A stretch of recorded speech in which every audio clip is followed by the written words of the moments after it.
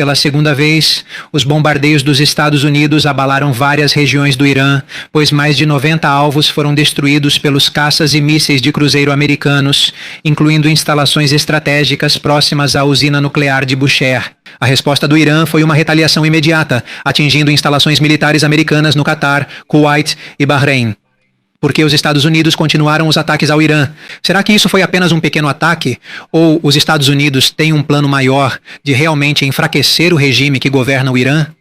Quão próximo estamos da fase final de uma guerra ainda maior no Oriente Médio, especialmente agora que Israel declarou estar pronto para se unir ao conflito se os Estados Unidos precisarem? É isso que vamos discutir hoje aqui no Mr. Good Vibes. Isso aí! No momento em que muitos esperavam que o ataque dos Estados Unidos fosse apenas um caso isolado e que a tensão entre os Estados Unidos e o Irã começaria a diminuir, um novo ataque voltou a abalar o Oriente Médio.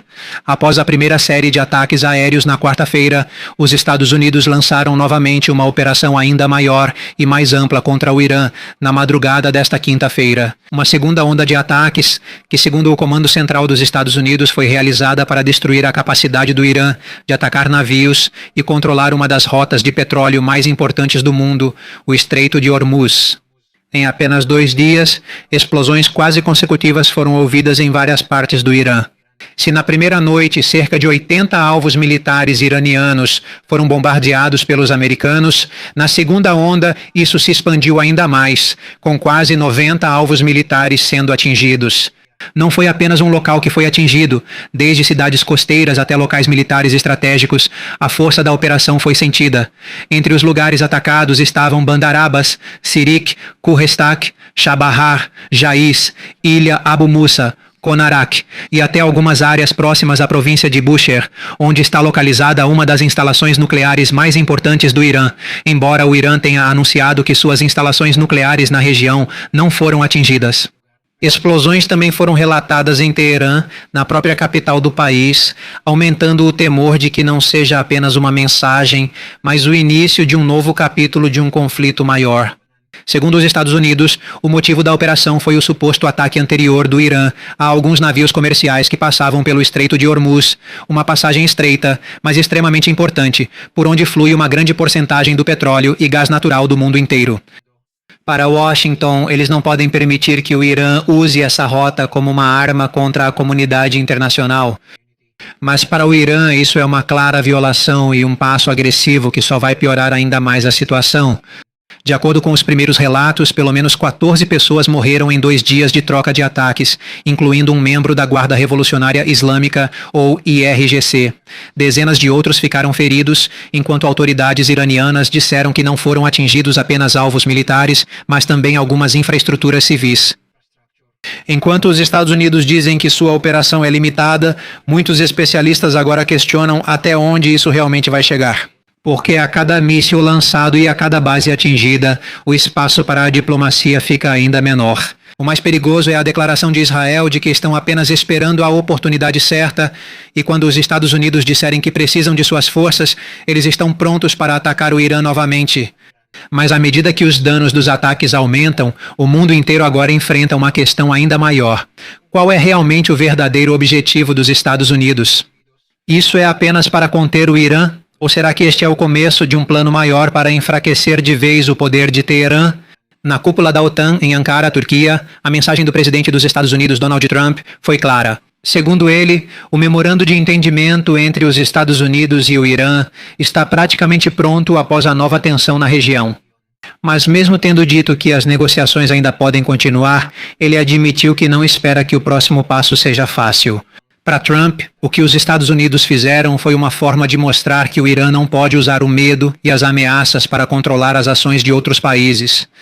Segundo ele, a capacidade militar de Teherã já foi bastante reduzida, e ele ainda alertou que, se continuarem os ataques contra os interesses dos Estados Unidos, a resposta deles pode ser ainda mais severa.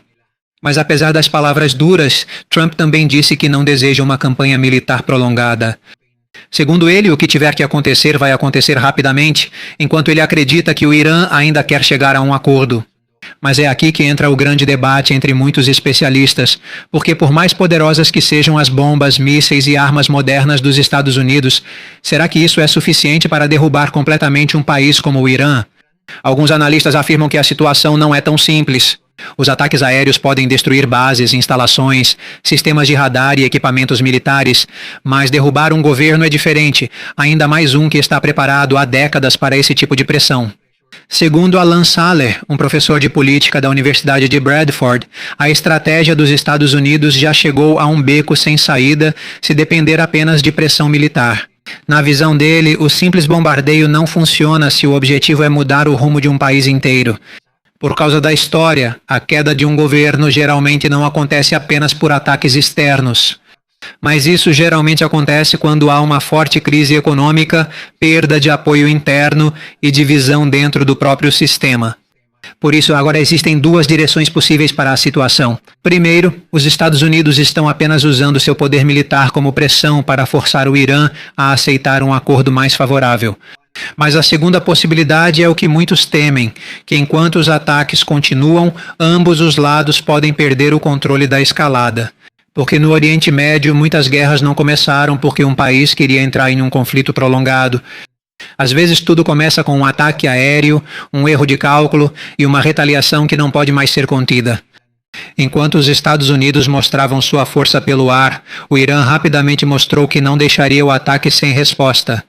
Porque algumas horas após a nova operação dos Estados Unidos, a Guarda Revolucionária Islâmica lançou uma retaliação contra vários locais na região do Golfo, onde os Estados Unidos têm presença e ativos militares.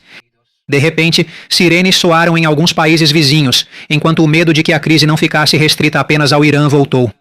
Entre os alvos que, segundo relatos, foram atingidos pelo Irã, estavam instalações ligadas às Forças Armadas dos Estados Unidos no Kuwait, Bahrein e Catar.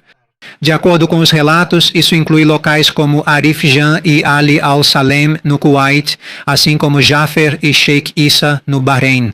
Também há relatos de ataques contra alguns ativos militares no Catar, onde os Estados Unidos têm uma presença importante há muito tempo.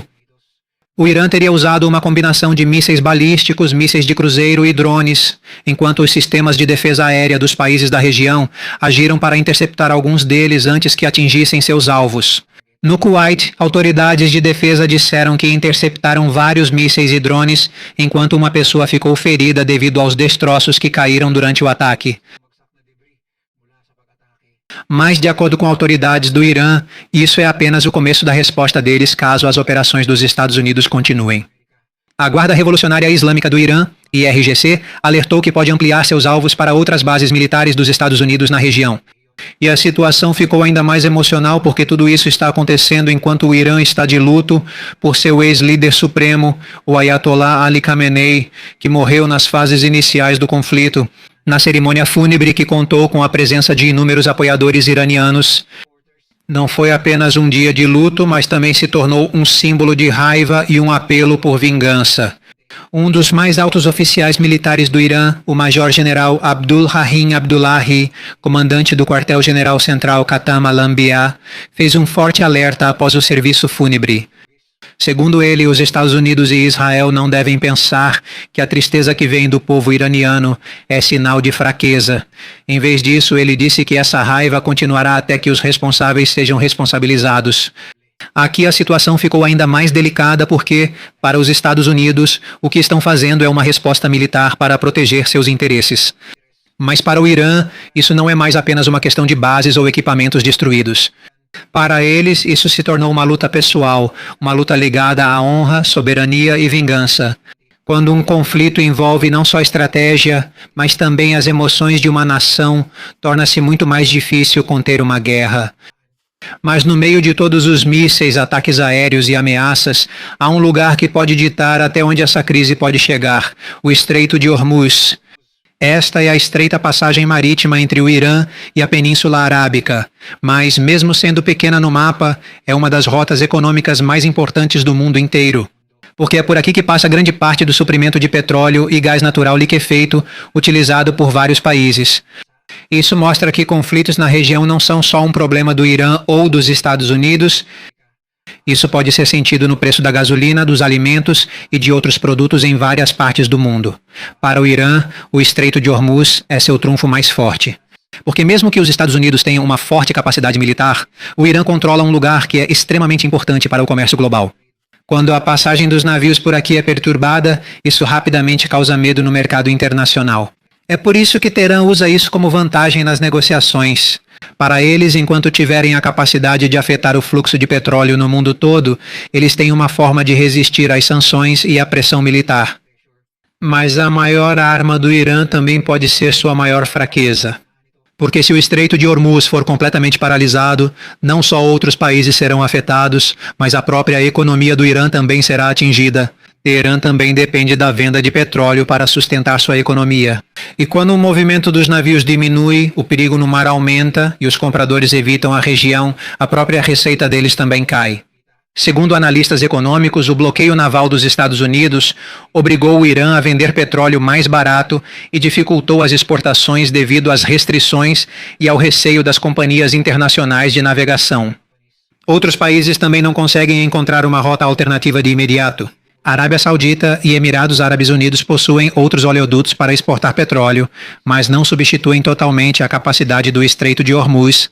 O Catar, que é um dos maiores exportadores de gás natural, também depende da passagem segura por essa rota. Por isso, de certa forma, o Irã tem uma trunfo de negociação muito poderosa. Mas, por outro lado, quanto mais eles usam isso como arma, maior também é a pressão dentro do próprio país. Essa é a realidade complexa do Estreito de Hormuz. É como uma espada que o Irã segura contra seus inimigos, mas se eles segurarem com força demais, também podem se ferir com sua própria arma. Agora, após uma série de ataques e retaliações de ambos os lados, uma pergunta é inevitável para o mundo inteiro.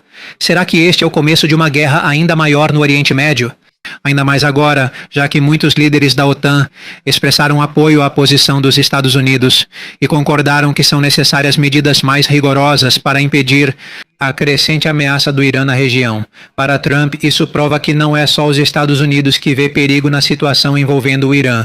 Segundo ele, o ataque que realizaram não foi apenas para iniciar uma longa guerra, mas para enviar uma mensagem clara ao Irã de que qualquer ataque contra a segurança internacional terá consequências. Mas mesmo com o apoio dos aliados, ainda permanece um grande desafio. Como os Estados Unidos vão conter o Irã sem empurrar toda a região para um conflito mais amplo? Por outro lado, muitos especialistas ainda veem chance de diplomacia. Estados Unidos e Irã não declararam oficialmente que o acordo acabou. Ainda há uma porta aberta para negociações. Mas o problema é que, enquanto os dois países falam sobre paz, seus militares continuam trocando mísseis e ameaças. E é por isso que muitos especialistas estão preocupados. Porque quando os dois países querem mostrar que não vão recuar, a possibilidade de um erro de cálculo aumenta ainda mais. Um alvo errado, um número maior de vítimas ou um ataque com consequências inesperadas podem ser o estopim para uma guerra mais ampla. Para os Estados Unidos, a mensagem deles é clara. Eles não vão permitir que o Irã use o Estreito de Hormuz e seu poder militar para intimidar a comunidade internacional. Mas para o Irã, eles veem a situação de outra forma. Para eles, o que estão fazendo é uma defesa contra um país mais poderoso que, há décadas, vem usando sanções e pressão militar contra eles. É por isso que a situação é difícil, porque os Estados Unidos procuram garantias de que o Irã não será mais uma ameaça na região, enquanto o Irã procura maneiras de manter seu poder e influência. Mas se a pergunta é se os Estados Unidos conseguiriam derrubar o governo iraniano apenas com bombas, muitos especialistas acreditam que não é tão simples assim. Sim, as armas modernas podem destruir instalações militares, locais nucleares, sistemas de comunicação e bases. Mas derrubar um governo é outra história. O Irã não é apenas um exército. É um país com seu próprio sistema político, milhões de habitantes, um vasto território e grupos que há muito tempo se preparam para a possibilidade de um grande conflito. Por isso, para os especialistas, a maior batalha hoje não está acontecendo apenas no ar com caças e mísseis. Isso também ocorre na economia, diplomacia e na disputa sobre quem cede primeiro à pressão. Mas enquanto o mundo espera para ver se os dois países vão voltar à mesa de negociações, há uma coisa que está clara. O efeito desse conflito não será sentido apenas em Washington ou Teherã. Se o fluxo de petróleo for afetado, o preço da energia vai subir novamente. Se os custos de envio aumentarem, os preços dos produtos podem subir ainda mais. E se a crise se prolongar, até mesmo países a milhares de quilômetros de distância, incluindo as Filipinas, podem sentir o impacto. No momento, tanto os Estados Unidos quanto o Irã estão em uma posição delicada. Cada lado quer mostrar força. E ainda tem Israel que está apenas esperando a sua oportunidade. Mas na história, o momento mais perigoso em qualquer conflito é quando ambos os lados acreditam que não podem recuar.